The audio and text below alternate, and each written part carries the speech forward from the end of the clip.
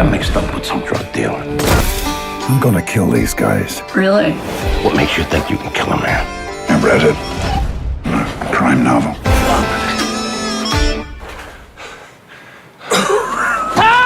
So one thing I really liked about Cold Pursuit was that, you know, when it starts off, you think, well, I kind of got this movie figured out. Liam Neeson is kicking ass and doing his thing, getting revenge. And then it turns into something else, and the twists start piling on. Was it kind of fun for you to subvert that formula a little bit? Oh, very much. Yeah, very much. And hopefully to the audiences will experience exactly what you did, you know. And I just loved the dark humor that the writer has supplied, you know, that was deliberate through this. And to see strange villains that kind of break the mold too. For example, how Native Americans are, you know, played by First Nation actors from Canada, which is where we shot the film. You know, brilliantly having this group of strange, quirky, comedic characters who are also bad motherfuckers. Excuse me, my French. Badass guys, you know. And I don't think I've ever seen that in a film before, you know. Yeah, you don't see those people necessarily depicted in film. I know. And if they are, they're usually savages or the victims, or they say a couple of lines and they're shot, and that's it, you know. But here they're really, really used, and they become kind of almost the centerpiece of the whole film, you know. And they're led by Tom Jackson, great Tom Jackson. And my guy just gets caught up in the middle of all this vortex of crime and cartels and this sleepy little ski town. Were you familiar with In Order of Disappearance, the original film? I did see it. Michael Schamberg, our wonderful producer, screened it for me. I saw it on my own. I had no idea what I was going to see, other than it had Stellan Skarsgård, whom I love, and Bruno Ganz, whom I love, two European heavyweight actors. And then I watched this film, and I didn't know where it was going, but I was laughing a lot, you know. So Michael was thrilled. He says, "Okay, you got the humor. That's what we're going to do. We want to do an Americanized version of it." So, is Nels, would you say, a bit more of a badass than some of these other characters that you've played? Because, you know, say Brian in Taken, he has the past, but Nels kind of is an amateur at it, but he's very much an amateur. Determined. Yeah. It's responding to that primitive need, I guess, when one of your nearest and dearest and your blood gets killed or maimed. You have this primitive urge to right it, to find justice, you know. Unfortunately, it doesn't. It breeds more violence, you know. A path of revenge, I think. But we use it in the film and show it for how ridiculous it can be and is sometimes. Dangerous, yes, but also this dark comedic element to it too, you know, that's very, very important. a lot of fun. Yeah, so. Tell me what happened. All right, Pops, there's the door, all right? Now, I don't know what igloo you crawled out of, but I think it's time you crawled back in.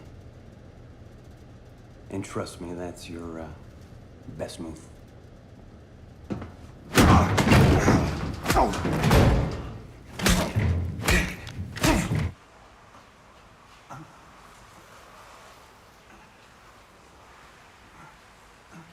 So Tom, Viking is a pretty intense character. I'd like to know a little bit about the process of finding out who this guy really is. Well, it's interesting you say intense, because one of the big things I thought about approaching this was I didn't want him to be intense. I want him to be, I mean, he's intense in what he does, but the fact that he's enjoying it, I think he doesn't think of where most criminals killing someone would think, right, I've got to sort this out now.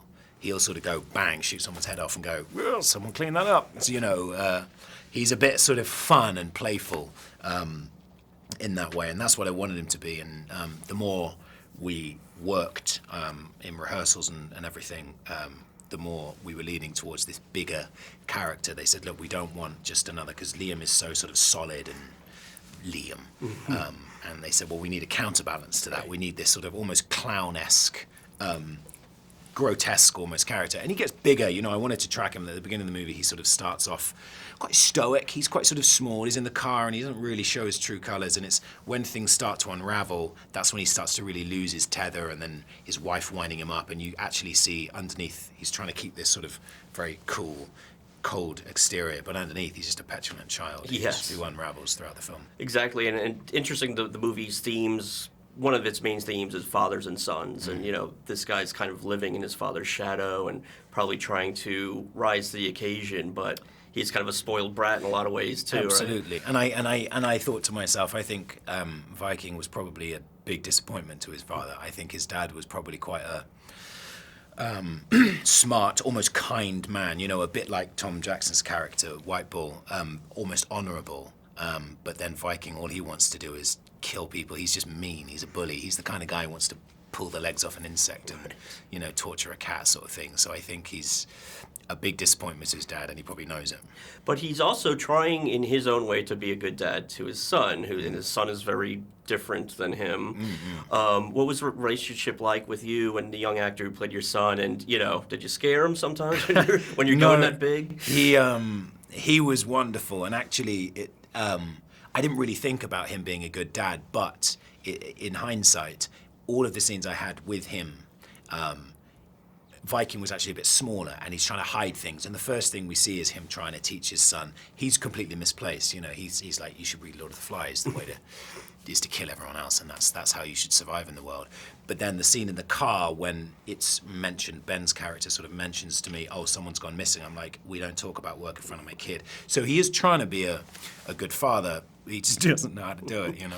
What do you do though when you have to get into that headspace of this character and that energy level? What do you do to kind of psych yourself up beforehand? Honestly, I don't really know. Like, I wanted to play and have as much fun, and that's what they were really pushing me to do. And every single take, they'd say, do another one, big, fun, go crazy. Pick any, just don't worry about continuity, just go mad. But one of the things I think that drives Viking, weirdly enough, is a sort of rage that people don't respect him. And it's probably a subconscious thing, but it's to sort of get myself into that position of, I'm angry and pissed off, and I don't know why, which means if anyone says anything, it's this sort of, that's the trigger for him, and then he sort of needs to show off in front of everyone and everything, so yeah. Kyle, he got mixed up with some clown by the name of Dante, and they stole a kilo of coke from Viking. Who's Viking? Drug dealer, a big one. Viking's a whole different breed. He likes hurting people. Gonna kill him, Rock. Sure you are. What makes you think you can kill a man?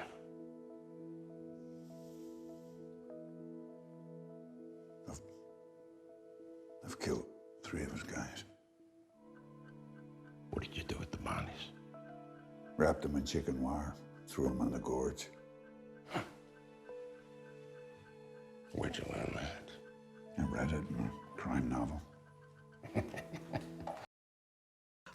So your character, White Bull, is he's a criminal, but he's also a pretty serene guy, I think, and there's a lot going on that isn't expressed. Can you talk a little bit about the approach that you took to this character? I had a number of unwilling mentors. Al Pacino. Nice one. Yeah. Right? The studies that I remembered some of my favorite villains and why I liked them. And I kind of brought that with me to explore as I was driving in my car from time to time alone between destinations, long destinations. I spent a lot of time on the road and I love to drive.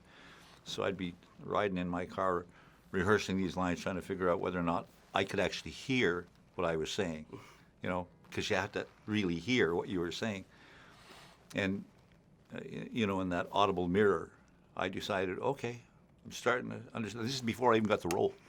I had to try and get my head together before Hans was on little video phone on the other end. He was in Vancouver and I was in Calgary. And to some degree, I guess, I was asking why I would hire me.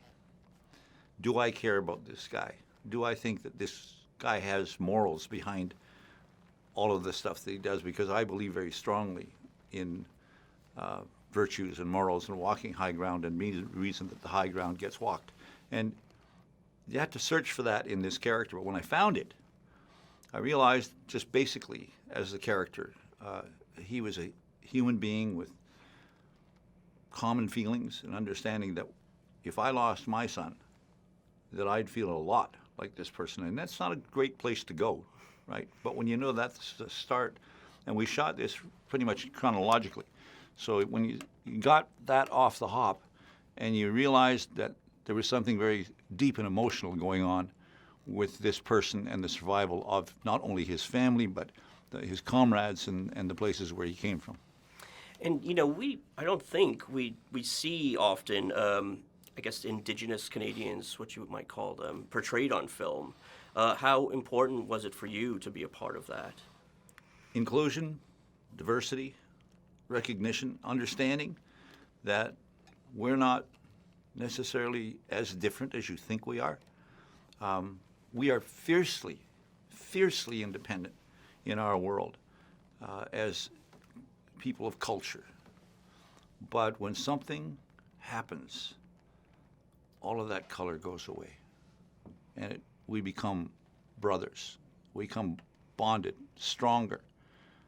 And at the end of the day, your level of commitment to your why becomes very evident.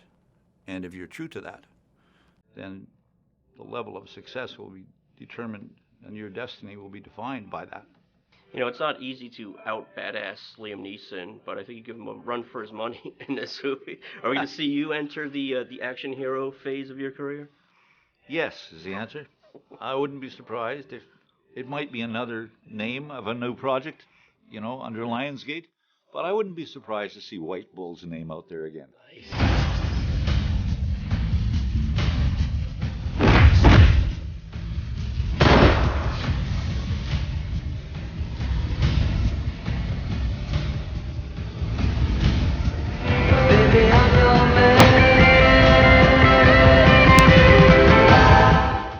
So I have to imagine it's a little strange remaking your own movie, right? Can you talk a little bit about the process of getting involved with this version of what was In Order of Disappearance?